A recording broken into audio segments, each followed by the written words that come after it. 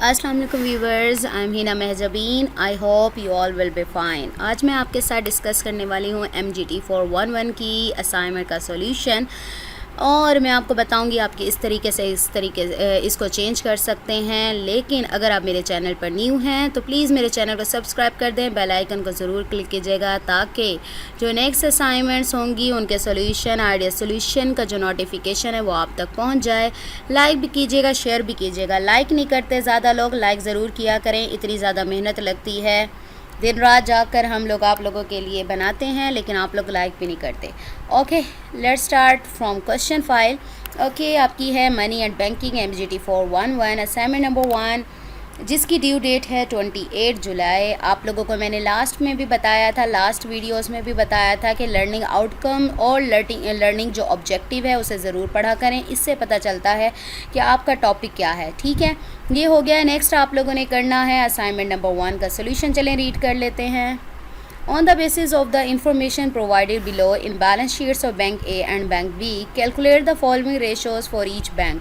आपने क्या करना है कि ये जो आपको टेबल गिवन है, बैंक ए एसेट्स गिवन है, लायबिलिटीज़ हैं, और इसके भी एसेट्स, बी के भी लायबिलिटीज़ हैं। तो आपने क्या करना है, ये जो रेशोज़ गिवन है, रिटर्न ऑन एसेट्स जिसे ROA, return on equity ROE, leverage ratio, डेब्ट टू इक्विटी रेशोज़ फाइंड करनी है। उसके अलावा उसने एडिशनल इन्फॉर्मेशन भी नीचे दी हुई है। एडिशनल इन्फॉर्मेशन क्या है? Bank A has net profit after tax of RS 15, bank B has net profit after tax of 10 rupees. यानी जो प्रॉफिट आफ्टर टैक्स उसका नेट जो प्रॉफिट है ए का ये है और बी का 10 है। ओके, नेक्स्ट क्वेश्चन नंबर 2 है। Again consider same information provided in the question number 1 and explain with logical reasoning which bank has more liquidity risk. तो आपने बताना है ये जो इन्फॉर्मेशन गिवन है, ये सारा टेबल गिवन है, इससे आपने लिक्विडिटी रिस्क का बताना है कि कौन से ज़्यादा पर है। नेक्स्ट वो कहता है it is compulsory to provide complete working where required. Complete working यानी कोई फार्मूला वगैरह भी आ जाए तो उसको भी दिखाओ कि किस तरीके से आप लोगों ने किया है। ठीक है, यह हो गया आपका। चले क्वेश्चन नंबर 1 की तरफ चलते हैं। मैं आप लोगों को इसका क्वेश्चन दिखा देती हूँ, हैंड आउट दिखाती हूँ कि कहाँ से लिया। ये है चैप्टर नंबर हमारा, ये रहे हैंड आउट्स। ओके, मैं लेसन नंबर आपको दिखा दूँ। लेसन नंबर आपका है 24, you can see on the screen 24, lesson number 24 में। Okay, ROA return on asset जिसका फॉर्मूला है net profit after taxes by total bank assets, और ROE है जिसका फॉर्मूला है net profit after taxes by bank capital. ठीक है, leverage और इक्विटी वगैरह का मुझे यहाँ से नहीं मिला, मैंने वो इंटरनेट से लिया था। चलें आंसर की तरफ ले चलती हूँ आपको। Okay, on the basic information provided below in the balance sheet of bank A. चलें कैलकुलेट करते हैं। पहले return on asset A bank के लिए पहले सारी रेशोज़ फाइंड कर लेते हैं, फिर बी के लिए फाइंड करेंगे। ठीक है, नेक्स्ट चलें आप बैंक ए के लिए मैंने क्या राइट किया है, ROA जिसे कहते हैं return on asset is equal to net profit after taxes by total bank assets. तो आप लोगों ने क्या करना है, ये फार्मूला यूज़ करना है। आप इसको किस तरीके से चेंज कर सकते हैं, आप टोटल बैंक की जगह आप बैंक एसेट्स लिख सकते हैं, या फिर आप लोग लिख सकते हैं टोटल एसेट्स। क्लियर? ठीक है, आप इसको चेंज कर सकते हैं इस तरीके से। नेट प्रॉफिट आफ्टर टैक्सेस, यहाँ कहीं कहीं वेबसाइट्स में जब सर्च करें वहाँ राइट किया हुआ है नेट इनकम। नेट इनकम और नेट प्रॉफिट आफ्टर टैक्सेस ये सेम ही है, क्योंकि यहाँ नेट इनकम तो नहीं गिवन ना, इसलिए नेट प्रॉफिट आफ्टर टैक्सेस ही यूज़ होगा यहाँ पर। ओके, इसी तरीके से आप लोग कर सकते हैं चेंज। एक और तरीका बता देती हूँ, चेंज करना साथ साथ बता रही हूँ। आपने क्या करना है, इंसर्ट में जाएं, यहाँ पर इक्वेशन इंसर्ट कर लें। आप लोग जो आपका ये राइट किया हुआ है, आपने क्या करना है, ये फ्रैक्शन फॉर्म ले लें, यानी बाय में चाहिए आपको, आप ये वाली वैल्यूज़ यहीं लिख दें, नेट प्रॉफिट आफ्टर टैक्सेस। ठीक है, नीचे आ जाएं आप लोग टोटल बैंक एसेट्स। आप लोग इस तरीके से मैथ टाइप यूज़ कर लें, या इस तरीके से इक्वेशन में राइट कर लें, थोड़ा सा चेंज हो जाएगा, यानी वे चेंज हो गया आपका। चले मैं इसको तो कट कर देती हूँ। Okay, ROA is equal to net profit after taxes. चलें ए का देखते हैं, नेट प्रॉफिट आफ्टर टैक्सेस क्या गिवन है। देखें, bank B has net profit after tax of 15 rupees. क्या गिवन है, 15, तो मैंने वहाँ पर 15 राइट कर दिया। You can see 15 bye total bank assets. अब टोटल बैंक एसेट्स कैसे फाइंड करेंगे आप लोग, एक ही बात हो रही है, ए के जो एसेट्स हैं इन्हें सम अप कर लें, यानी प्लस कर लें। 500 और ये 600 और ये 20 और 80 100 हो गया, यानी 700 हो गया। ठीक है, इसका सम करें यानी प्लस करें, इसे 700 आ गया। आपने क्या करना है, 15 बाय 700 इसको डिवाइड करें। देखिए 0.02143 इस समथिंग आ रहा है। प्रॉपर वैल्यू आपने परसेंटेज में लेनी है ताकि इसको प्रॉपर आपकी वैल्यू निकले। 0.0 क्या है, कुछ भी नहीं है। ठीक है, तो इसको मल्टीप्लाई कर देंगे 100, multiplying by 100 to express in percentage. इसको मल्टीप्लाई 100 करें तो आपके पास देखिए प्रॉपर वैल्यू निकल आई है 2.14%। मल्टीप्लाई कर लेंगे ना आप लोग, ये परसेंटेज में निकला। अब इसको किस तरीके से कर सकते हैं आप, या तो ब्रैकेट्स हटा दें, इस तरीके से ब्रैकेट्स हटा दें आप, जैसे मैंने राइट किया है, ब्रैकेट्स हटा दें, यहाँ पर लिख दें मल्टीप्लाइड बाय, लिख दें बाय 100 टू शो, लिख दें यहाँ पर, और तरीके से परसेंटेज का परसेंटेज पूरा लिख दें।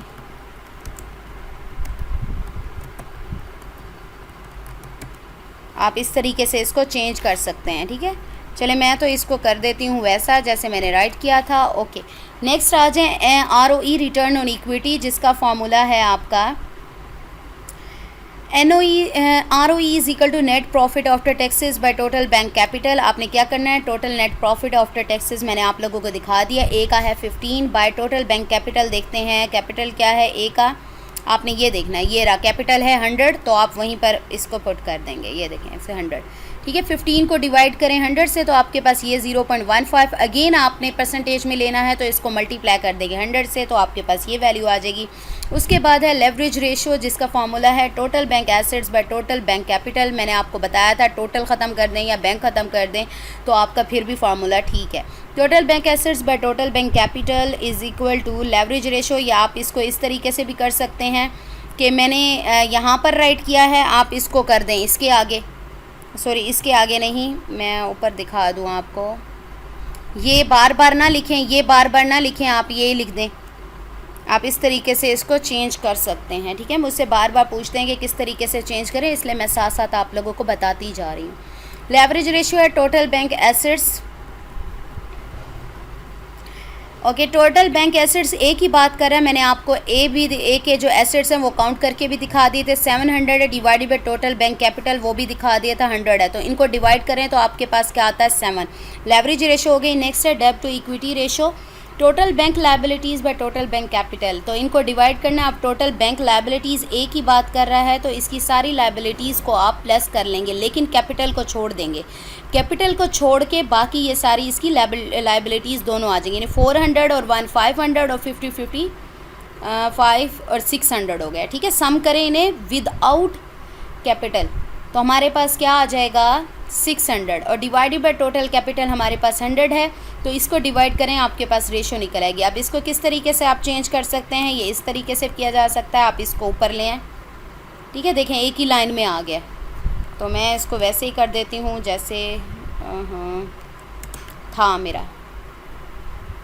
ओके जी, ये हो गया हमारा बैंक ए के लिए। अब बैंक बी की तरफ चलते हैं, उसमें भी ROA यानी रिटर्न ऑन एसेट फाइंड करना है, जिसका फार्मूला भी सेम है, net profit after taxes by total bank assets. आपने क्या करना है, नेट प्रॉफिट आफ्टर टैक्सेस मैं दिखा देती हूँ आपको। बी का गिवन है 10 रुपीज़, तो मैंने 10 ही राइट कर दिया। By bank total bank assets हैं।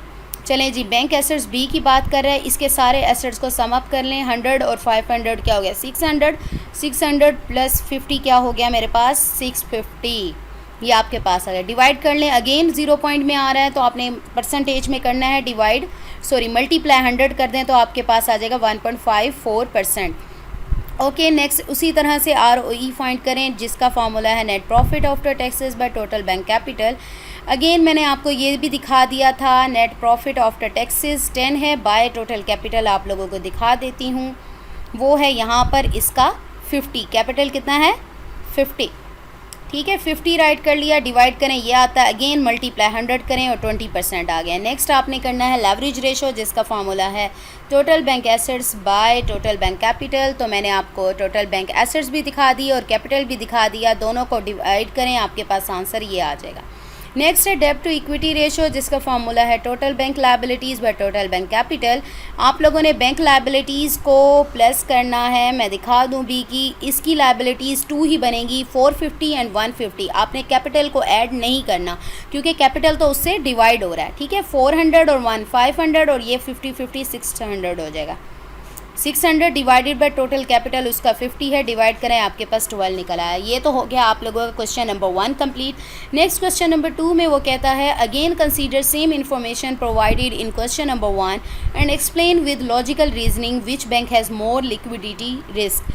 अच्छा जी, लिक्विडिटी रिस्क ये है कि कंपनी के पास अगर कोई प्रॉब्लम आ जाती है कि उसके पास इतना बजट है या पैसे हैं कि वो अपने आगे किसी और फील्ड में लगा सकती है या अपने जो अखराजात एक्सपेंडिचर्स वगैरह हैं अपनी कंपनी के वो पूरे कर सकती है या नहीं, ठीक है। अब इसके लिए क्या है, मैंने इंटरनेट पे सर्च किया, आपके इसके डिफरेंट मेथड्स हैं लिक्विडिटी रेशो फाइंड करने के लिए। तो उसमें से जो बेस्ट था वो उन्होंने कहा हुआ था कि करंट रेशो है, करंट रेशो फाइंड करेंगे, वो क्या होगी, लिक्विडिटी रेशो कहलाएगी। उसमें क्या है, अगर जिसकी रेशो 1 से यानी ज़्यादा होगी तो वो क्या होगा, ज़्यादा अच्छा होगा, बेटर होगा। जिसकी कम होगी वो कम अच्छा होगा। करंट रेशो का जो फार्मूला है current assets by current liabilities हैं। अब करंट एसेट्स में क्या आ रहा है, यानी ए के क्या किया, सारे एसेट्स को आप प्लस कर लें, बाय सारी लायबिलिटीज़ को, सिर्फ कैपिटल को छोड़ के इन दोनों लायबिलिटीज़ को प्लस कर दें और डिवाइड कर दें। ए बैंक के लिए भी आपने ऐसे करना है, बी के लिए भी ऐसे करना है। मैंने क्या किया है, देखें, करंट एसेट्स में ए के एसेट्स को प्लस कर लिया, डिवाइडेड करंट लायबिलिटीज़, कैपिटल को छोड़ के सारी जो लायबिलिटीज़ थी उन्हें प्लस कर लिया, तो डिवाइड किया तो ये आंसर आ गया, ठीक है। नेक्स्ट मैंने किया बैंक बी के लिए भी सेम ऐसे ही किया, तो आंसर ये आ गया। अब देखें इसमें से कौन सी बड़ी है, चले मैं आपको बता दूं आप किस तरीके से हमें पता चलेगा कौन सी ज़्यादा बेटर है। When we compare the liquidity ratios, current ratio use for it, मैंने बताया कि करंट रेशो यूज़ की है वो both banks, then bank A is better और at lower liquidity risk than bank B, as bank A liquidity ratio is higher than B. क्योंकि कम risk पर कौन सा है, बैंक ए, क्योंकि उसकी ज़्यादा है लिक्विडिटी रेशो बजाय बैंक बी के। अब क्यों होता है ये, high liquidity ratio indicates that a business is holding too much cash. अगर लिक्विडिटी रेशो ज़्यादा होगी तो इसका मतलब क्या है, बैंक के पास या बिज़नेस के पास बहुत सारे पैसे हैं, that could be utilised in other areas, जो वो दूसरे एरियाज़ में लगा सकता है। Low liquidity ratio means a firm may struggle to pay short term obligations, यानी अगर नहीं है लो लिक्विडिटी यानी कम निकली तो उसको स्ट्रगल करनी पड़ेगी और ज़्यादा पैसों के लिए। एक और मैंने राइट कर दिया, ये पूरी लाइंस सिर्फ यहाँ तक ज़रूरी है, ये पूरे पार्ट्स ज़रूरी हैं यहाँ से यहाँ तक, ठीक है, ये ज़रूरी हैं। ये लाइंस हैं, आप अपनी मर्ज़ी से कोई एक लाइन जिससे पता चल जाए कि हायर हो तो क्या हो, लोअर हो तो क्या होता है, आप अपनी मर्ज़ी से ऐड कर सकते हैं। ये मैंने आपको समझाने के लिए किया। अगर आप चाहते हैं इसमें से कोई एक लाइन ऐड कर सकते हैं, ठीक है। चाहें तो आप ये हायर और लोअर का बता दें, चाहें तो 1 से बड़ी हो तो ये होता है, कम हो तो ये होता है, ठीक।